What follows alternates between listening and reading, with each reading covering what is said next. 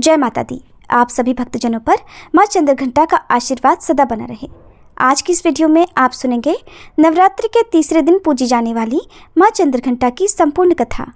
देवी भागवत पुराण के अनुसार माँ भगवती का ये स्वरूप परम शांतिदायक और कल्याणकारी है। माँ के मस्तक पर घंटे के आकार का अर्धचंद्र है, इसी कारण देवी का नाम चंद्रघंटा पड़ा है। इनके शरीर का रंग स्वर्ण के समान चमकीला और देवी का वाहन सिंह है। देवी की 10 भुजाएं हैं, जिनमें ये कमल, धनुष, बाण, खड्ग, कमंडल, तलवार, त्रिशूल और गदा आदि जैसे अस्त्र और शस्त्र धारण करती हैं। माँ चंद्रघंटा के कंठ में सफ़ेद पुष्प की माला और शीर्ष पर रत्न जड़ित मुकुट विराजमान है। माँ चंद्रघंटा हमेशा युद्ध की मुद्रा में विराजमान रहती हैं।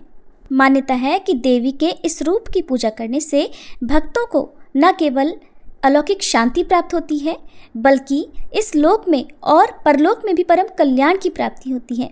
पौराणिक कथा के अनुसार एक बार महिषासुर नाम के एक दैत्य ने स्वर्गलोक पर आक्रमण कर दिया और उसने देवराज इंद्र को युद्ध में हराकर स्वर्गलोक पर भी अपना अधिकार कर लिया। युद्ध में हारने के बाद सभी देवता इस समस्या के निवारण के लिए त्रिदेवों यानी श्री ब्रह्मा, विष्णु और महेश के पास गए। वहां जाकर देवताओं ने त्रिदेवों से बताया कि महिषासुर ने इंद्र, चंद्र, सूर्य, वायु और अन्य देवताओं के सभी अधिकार छीन लिए हैं और उन्हें बंदी बनाकर स्वर्गलोक पर अपना अधिकार कर लिया है। महिषासुर के अत्याचार के कारण देवताओं को अब धरती पर निवास करना पड़ रहा है। देवताओं की यह बात सुनकर त्रिदेवों को अत्यधिक क्रोध आ गया और उनके मुख से एक ऊर्जा उत्पन्न हुई। इसके बाद यह ऊर्जा 10 दिशाओं में जाकर व्याप्त हो गई। उसी समय वहां पर देवी चंद्रघंटा ने अवतार लिया। भगवान शिव ने उन देवी को अपना त्रिशूल, भगवान श्री विष्णु ने चक्र दिया। इसी तरह अन्य देवताओं ने भी माँ चंद्रघंटा को अस्त्र शस्त्र प्रदान किए। इंद्र ने माँ को अपना वज्र और घंटा प्रदान किया। सूर्यदेव ने माँ को अपना दिव्य तेज और तलवार दिए। इसके बाद देवी चंद्रघंटा को सवारी के लिए शेर भी दिया गया। अब माँ चंद्रघंटा अस्त्र शस्त्रों से सुसज्जित होकर महिषासुर से युद्ध करने के लिए निकल पड़ी। माँ चंद्रघंटा का रूप इतना विशालकाय था कि उनके इस स्वरूप को देखकर महिषासुर अत्यंत डर गया। महिषासुर ने अपने असुरों को माँ चंद्रघंटा पर आक्रमण करने के लिए कहा। सभी असुर देवी से युद्ध करने के लिए मैदान में उतर गए। माँ चंद्रघंटा के मस्तक पर विराजमान घंटे की टंकार से जाने कितने ही असुर मूर्छित हो गए, कितने ही भयभीत होकर भाग गए और न जाने कितने ही असुर सुनने की शक्ति खो बैठे। और तब माँ चंद्रघंटा ने देखते ही देखते उन सभी असुरों का संहार कर दिया। महिषासुर अपनी पूरी ताकत के साथ देवी के साथ युद्ध करता रहा और अंत में देवी ने महिषासुर का भी वध कर दिया। ये देखकर देवतागण अत्यंत प्रसन्न हो उठे और उन्होंने आकाश से देवी पर पुष्प वर्षा की। आकाश में दुंदुभियां बज उठी और इस प्रकार चारों ओर शांति ही शांति छा गई। इस तरह देवी चंद्रघंटा ने देवताओं की रक्षा कर उन्हें स्वर्गलोक की प्राप्ति कराई। प्रेम से बोलिए चंद्रघंटा माता की जय। प्रिय श्रोताओं, अब सुनिए महिषासुर मर्दिनी स्तोत्र का हिंदी अनुवाद।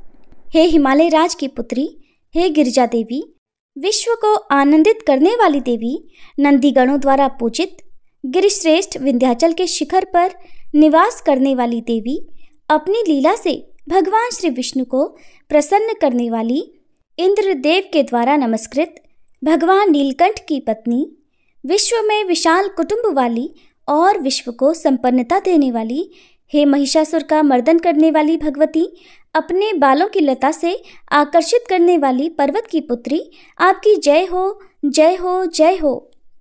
देवों को वरदान देने वाली, दुर्धर और दुर्मुख असुरों को मारने वाली और स्वयं में ही हर्षित रहने वाली, तीनों लोकों का पोषण करने वाली, शंकर जी को संतुष्ट करने वाली, पापों को हरने वाली और घोर गर्जना करने वाली, दानवों पर क्रोध करने वाली, अहंकारियों के घमंड को सुखा देने वाली, समुद्र की पुत्री, हे महिषासुर का मर्दन करने वाली, अपने बालों की लता से आकर्षित करने वाली पर्वत की पुत्री, आपकी जय हो, जय हो, जय हो।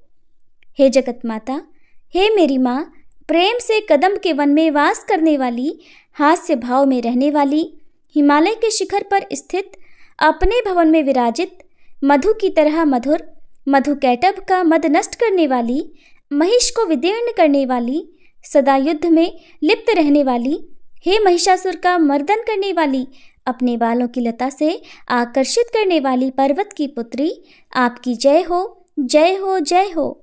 शत्रुओं के हाथियों की सूंड काटने वाली और उनके 100 टुकड़े करने वाली, जिनका सिंह शत्रुओं के हाथियों के सर अलग अलग टुकड़े कर देता है, अपनी भुजाओं के अस्त्रों से चंड और मुंड के शीश काटने वाली, हे महिषासुर का मर्दन करने वाली और अपने बालों की लता से आकर्षित करने वाली पर्वत की पुत्री, आपकी जय हो, जय हो, जय हो। रण में मदोन्मत्त शत्रुओं का वध करने वाली, अजर अविनाशी शक्तियां धारण करने वाली, प्रमथनाथ अर्थात शिवजी की चतुराई जानकर उन्हें अपना दूत बनाने वाली, दुर्मति और बुरे विचार वाले दानव के दूत के प्रस्ताव का अंत करने वाली, हे महिषासुर का मर्दन करने वाली, अपने बालों की लता से आकर्षित करने वाली पर्वत की पुत्री, आपकी जय हो, जय हो, जय हो। शरणागत शत्रुओं की पत्नियों के आग्रह पर उन्हें अभयदान देने वाली, तीनों लोकों को पीड़ित करने वाले, दैत्यों पर प्रहार करने योग्य त्रिशूल धारण करने वाली, देवताओं की दुंदुभी से दुमी दुमी की ध्वनि को सभी दिशाओं में व्याप्त करने वाली, हे महिषासुर का मर्दन करने वाली, अपने बालों की लता से आकर्षित करने वाली पर्वत की पुत्री, आपकी जय हो, जय हो, जय हो।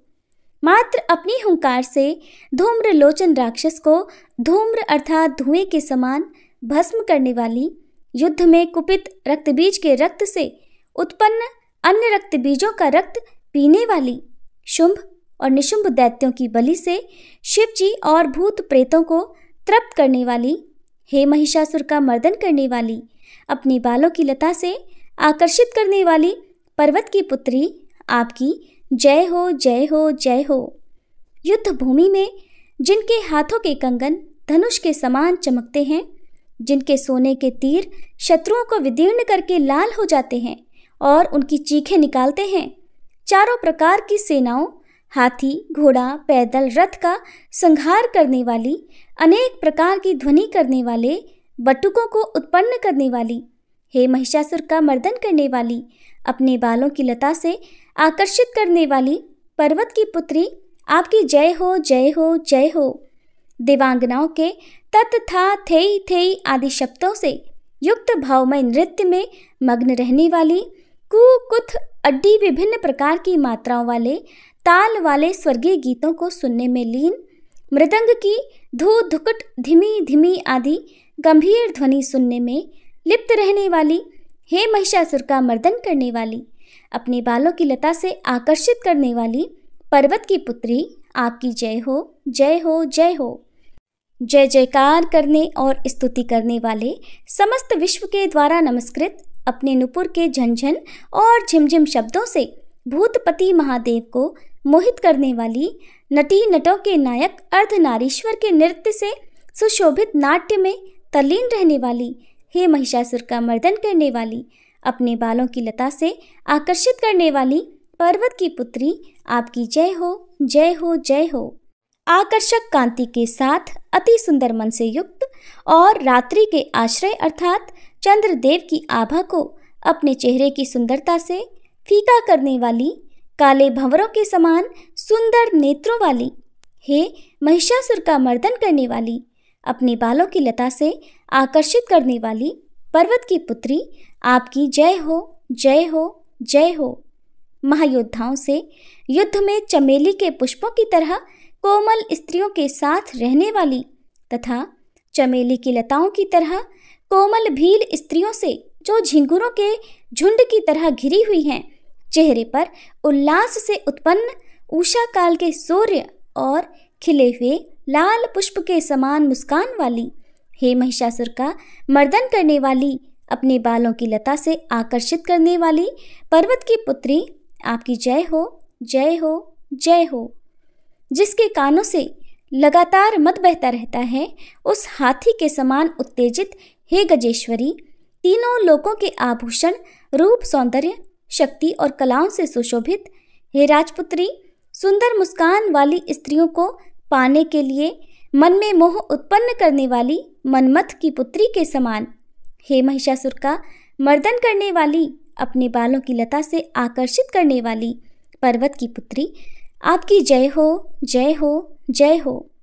जिनका कमलदल के समान कोमल, स्वच्छ और कांति से युक्त मस्तक है, हंसों के समान जिनकी चाल है, जिनसे सभी कलाओं का उद्भव हुआ है, जिनके बालों में भंवरों से घिरे कुमुदनी के पुष्प और बकुल पुष्प सुशोभित हैं, उन महिषासुर का मर्दन करने वाली, अपने बालों की लता से आकर्षित करने वाली पर्वत की पुत्री, जय हो, जय हो, जय हो। जिनके हाथों की मुरली से बहने वाली ध्वनि से कोयल की आवाज़ भी लज्जित हो जाती है, जो खिले हुए फूलों से रंगीन पर्वतों से विचरती हुई पुलिंद जनजाति की स्त्रियों के साथ मनोहर गीत गाती हैं, जो सद्गुणों से संपन्न शबरी जाति की स्त्रियों के साथ खेलती हैं, उन महिषासुर का मर्दन करने वाली, अपने बालों की लता से आकर्षित करने वाली पर्वत की पुत्री, आपकी जय हो, जय हो, जय हो। जिनकी चमक से चंद्रमा की रोशनी फीकी पड़ जाए, ऐसे सुंदर रेशम के वस्त्रों से जिनकी कमर सुशोभित है, देवताओं और असुरों के सर झुकने पर उनके मुकुट की मणियों से जिनके पैरों के नाखून चंद्रमा की तरह दमकते हैं, और जैसे सोने के पर्वतों पर विजय पाकर कोई हाथी मदोन्मत्त हो जाता है, वैसे ही देवी के उरोज कलश की तरह प्रतीत होते हैं।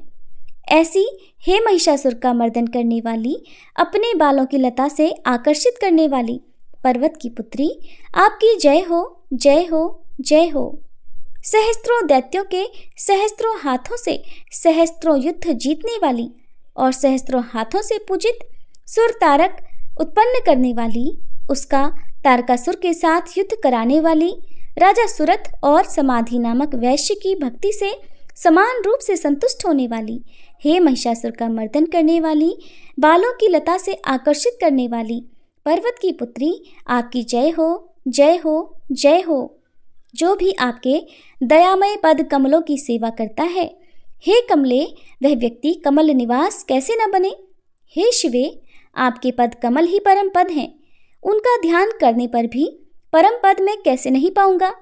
हे महिषासुर का मर्दन करने वाली, बालों की लता से आकर्षित करने वाली पर्वत की पुत्री, आपकी जय हो, जय हो, जय हो।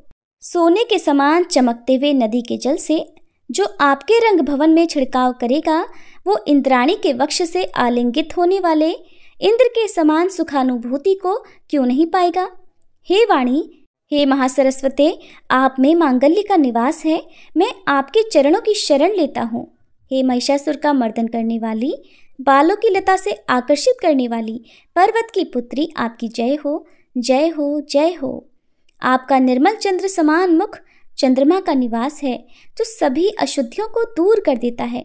नहीं तो क्यों मेरा मन इंद्रपुरी की सुंदर स्त्रियों से विमुख हो गया है। मेरे मत के अनुसार आपकी कृपा के बिना शिव नाम के धन की प्राप्ति कैसे संभव हो सकती है। हे महिषासुर का मर्दन करने वाली, बालों की लता से आकर्षित करने वाली पर्वत की पुत्री, आपकी जय हो, जय हो, जय हो। हे दीनों पर दया करने वाली उमा, मुझ पर भी दया कर ही दो। हे जगत जननी, जैसे आप दया की वर्षा करती हो, वैसे ही तीरों की भी वर्षा करती हो, इसलिए इस समय जैसा आपको उचित लगे वैसा करो, मेरे पाप और ताप दूर कर दो। हे महिषासुर का मर्दन करने वाली, बालों की लता से आकर्षित करने वाली पर्वत की पुत्री, आपकी जय हो, जय हो, जय हो। प्रिय भक्तजनों, अब हम सभी मिलकर माता रानी से क्षमा याचना करते हैं, ताकि हमारे द्वारा हुई किसी भी गलती के लिए माता रानी हमें क्षमा कर सकें।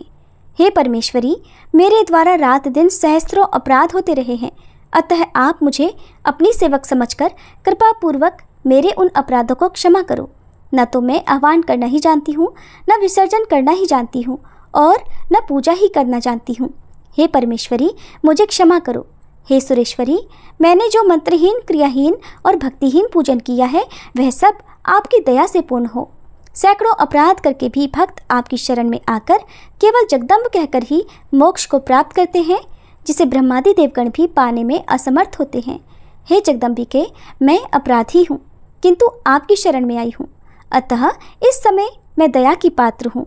आप जैसा चाहो वैसा करो। अज्ञानवश या बुद्धि भ्रम होने के कारण भूल से मैंने जो कुछ भी कम या अधिक कर दिया हो, हे देवी, हे परमेश्वरी, सब अपराध क्षमा करो और प्रसन्न हो। हे जगन्माता, हे कामेश्वरी, सच्चिदानंद स्वरूपिणी परमेश्वरी, आप प्रेम पूर्वक मेरी यह पूजा स्वीकार करो और मुझ पर प्रसन्न हो। आप गुप्त से भी गुप्त वस्तु की रक्षा करने वाली हो। आप मेरे किए हुए इस जप को ग्रहण करके मेरे सभी अपराधों को क्षमा करो।